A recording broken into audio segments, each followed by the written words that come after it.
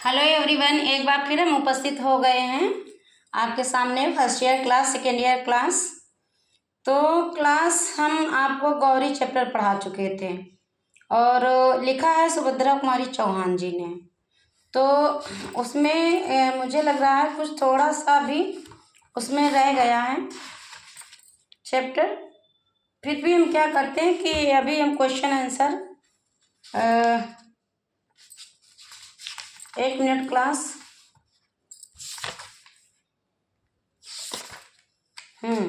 तो ये चैप्टर ही समाप्त करते हैं और उसके बाद हम आपको इसके प्रश्न उत्तर कराएंगे।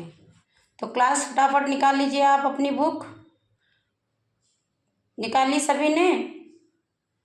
तो हम स्टार्ट करते ताकि ये चैप्टर आपका सेकंड चैप्टर कंप्लीट हो जाए, जिसे सुभद्रा कुमारी चौहान जी ने लिखा है। पाठ का नाम है गौरी और बुक खोल कर रख लीजिए। जितना भी चैप्टर बाकी हुआ था बच्चा, वही हम पढ़ाने जा रहे हैं। तो विवाह आगामी आषाढ़ में होना निश्चित हुआ। दोनों तरफ से विवाह की तैयारी हो रही थी। राधा कृष्ण जी बड़ी तन्मयता के साथ गहने कपड़ों का चुनाव करते थे। सोचते थे देर में शादी हुई तो क्या हुआ, वर भी तो कितना अच्छा ढूंढ निकाला है। कुंती भी खुश थी। उसकी आंखों में वह दृश्य झूलने लगता कि उसका दामाद छोटा साहब हो गया है। बेटी दामाद छोटे छोटे बच्चों के साथ उससे मिलने आए, किंतु बच्चों की बात सोचते ही उसे सीताराम जी के दोनों बच्चे तुरंत याद आ जाते और आ जाती याद सीताराम जी की बात। बच्चों की देख रेख करने वाला कोई नहीं है। फिर वह सोचती, ओह, दुनिया में और भी तो लड़कियां हैं, कर ली शादी, क्या मेरी गौरी ही है। इस प्रकार पति पत्नी दोनों ही प्रसन्न थे, पर गौरी से कौन पूछता कि उसके हृदय में कैसी हलचल मची रहती है। रह रहकर उसे उन बच्चों का भोला भाला मुंह और मीठी मीठी बातें याद आ जाती और शायद ही याद आ जाते विनयी नम्र और सादगी की प्रतिमा सीता राम जी। उनकी याद आते ही श्रद्धा से गौरी का माथा अपने आप ही झुक जाता। देशभक्ति त्यागी वीरों के लिए उसके हृदय में बड़ा सम्मान था। सीताराम जी ने भी तो वीर बनकर देश के लिए अपने जीवन का उत्सर्ग कर दिया है। नहीं तो बीए पास करने के बाद क्या प्रयत्न करने पर उन्हें भी नायब तहसीलदारी ना मिल जाती। मिलती क्यों नहीं, पर सीताराम जी सरकार की गुलामी पसंद करते तब ना, क्योंकि वो सरकारी नौकरी करना ही नहीं चाहते थे।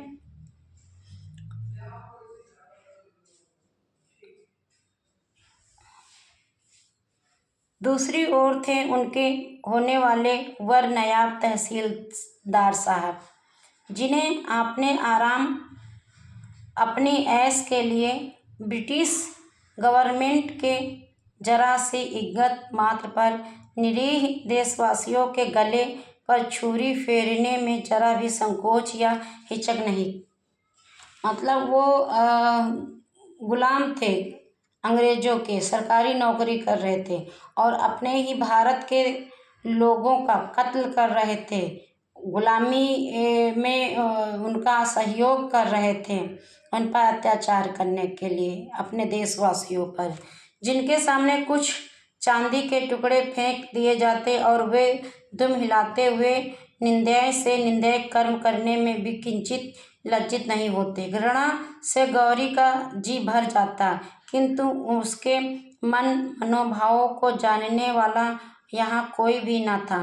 वह रात दिन एक प्रकार की अव्यक्त पीड़ा से विकल सी रहती थी। बहुत चाहती थी कि अपनी माँ से कह दे कि वह नायब तहसीलदार से शादी न करेगी, किंतु लज्जा उसे कुछ भी न कहने देती।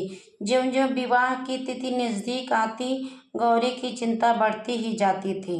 विवाह की निश्चित तारीख से 15 दिन पहले एक दिन एकाएक तार आया कि नायब तहसीलदार साहब के पिता का देहांत हो गया। इस मृत्यु के कारण विवाह साल भर के लिए टल गया। गौरी के माता पिता बड़ी दुखी हुए, किंतु गौरी के सिर पर से जैसे चिंता का पहाड़ सा हट गया। इसी बीच सत्याग्रह आंदोलन की लहर सारे देश भर में बड़ी तीव्र गति से फैल गई। शहर शहर में गिरफ्तारियों का तांता सा लग गया। रोज ही न जाने कितने गिरफ्तार होते, कितनों को सजा होती, कहीं लाठीचार्ज, कहीं धारा 144। सरकार की दमन की चक्की बड़े भयंकर रूप से चल रही थी। गौरी को उन बच्चों की चिंता थी। जब से सत्याग्रह संग्राम छिड़ा था, तभी से उसे चिंता थी कि न जाने कब सीताराम जी गिरफ्तार हो जाएंगे और फिर वे बच्चे बेचारे, उन्हें कौन देखेगा।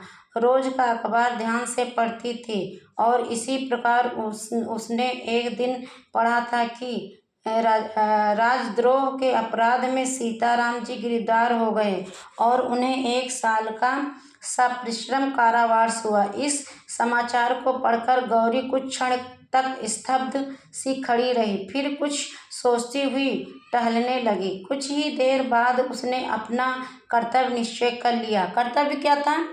वो जो अंग्रेजों के गुलाम जिसके साथ शादी होने जा रही थी, वो सरकारी था। वो कुछ पैसों के लिए, चंद रुपयों के लिए, चांदी के सिक्कों के लिए वो अपने ही लोगों पर अत्याचार कर रहा था, अपने ही क्रांतिकारी भाइयों पर अत्याचार कर रहा। इसलिए गौरी उससे शादी करना पसंद नहीं करती थी। और जो 2 बच्चों का बाप था और देश के लिए लड़ रहा था, अब गौरी बार बार उसी के बारे में सोच रही थी। सीताराम जी गिरफ्तार हो गए और उन्हें 1 साल का सपरिवार कारावास, ऐसा सश्रम कारावास हुआ। इस समाचार को पढ़कर गौरी कुछ क्षण तक स्तब्ध सी खड़ी रही, फिर कुछ सोचती हुई टहलने लगी। कुछ ही देर बाद उसने अपना कर्तव्य निश्चित कर लिया। वह माँ के पास गई। माँ कोई पुस्तक देख रही थी। उसने अपने सारे साहस को समेटकर दृढ़ता से कहा, माँ, मैं कानपुर जाऊंगी। कानपुर में क्या है? अपनी माँ से अपनी हिम्मत बांधी और अपने माँ से कहा कि मैं कानपुर जाऊंगी। आश्चर्य से कुंती ने पूछा, गौरी, वहाँ बच्चे हैं? माँ ने उसी स्वर में कहा, बच्चे? कैसी बात करती हो गौरी, पागलों की सो। गौरी, नहीं माँ, मैं पागल नहीं हूँ। बच्चों को तुम भी जानती हो, उनके पिता को राजद्रोह के मामले में साल भर की सजा हो गई है। बच्चे छोटे हैं। मैं जाऊंगी माँ, मुझे जाना ही पड़ेगा। गौरी के स्वभाव से कुंती भली भांति परिचित थी। वह जानती थी गौरी जिस बात की हट पकड़ती है कभी छोड़ती नहीं। अतएव सहसा वह गौरी का विरोध न कर सकी। बोली, पर तेरे बाबूजी तो बाहर गए हैं, उन्हें तो आ जाने दे। पर गौरी ने दृढ़ता के साथ कहा, बाबूजी के आने तक नहीं ठहर सकूंगी मैं, मुझे जाने दो। रास्ते में मुझे कुछ कष्ट न होगा, अब मैं काफी बड़ी हो गई हूँ। और उसी दिन शाम को एक नौकर के साथ गौरी कानपुर चली गई। साल भर बाद अपनी सजा पूरी करके सीताराम जी घर लौटे। इस साल भर के भीतर उन्होंने एक बार भी बच्चों को न देखा। उन्हें कायदे के अनुसार लगता था हर महीने उनका कुशल समाचार मिल जाता था, पर उन्हें बच्चों की चिंता बनी रहती थी। जिस कहारिन के भरोसे वे बच्चों को छोड़ गए थे, उसके भी 3-4 बच्चे थे। वह बच्चों को कैसे रखेगी, सो सीताराम जी जानते थे, पर विवशता थी, क्या करते। सवेरे 6 बजे ही जेल से मुक्त कर दिए गए। एक तांगे पर बैठकर वे घर की ओर चले। जेब में कुछ पैसे थे। एक जगह गरम गरम जलेबियां बन रही थी। बच्चों के लिए थोड़ी सी खरीद ली। घर के दरवाजे पर पहुंचे। दरवाजा खुला था। घर के अंदर पैर रखने में हृदय धड़कता था। न जाने बच्चे किस हालत में हों। समझ रहे हो ना? सारे बच्चे समझ रहे हैं ना चैप्टर को? तो वे चोरों की तरह चुपके चुपके घर में घुसे, परंतु यह क्या, आंगन में पहुंचते ही वे ठगे से खड़े रह गए। फिर जरा आगे बढ़कर उन्होंने देखा, आप? गौरी ने झुककर उनके पद धूल माथे लगा ली। ठीक ना, बहुत अच्छा चैप्टर था आपका। तो ये आज चैप्टर आपका क्लास समाप्त हो गया है। 9th और first year and second year class गद्य संकलन का पाठ का नाम गौरी लिखा है सुभद्रा कुमारी चौहान जी ने। अब इसके प्रश्न और उत्तर हम कंप्लीट करवाएंगे आपको। ठीक है, सारे बच्चे कॉपी बना लें और मेहनत से पढ़ाई करें। Thank you class.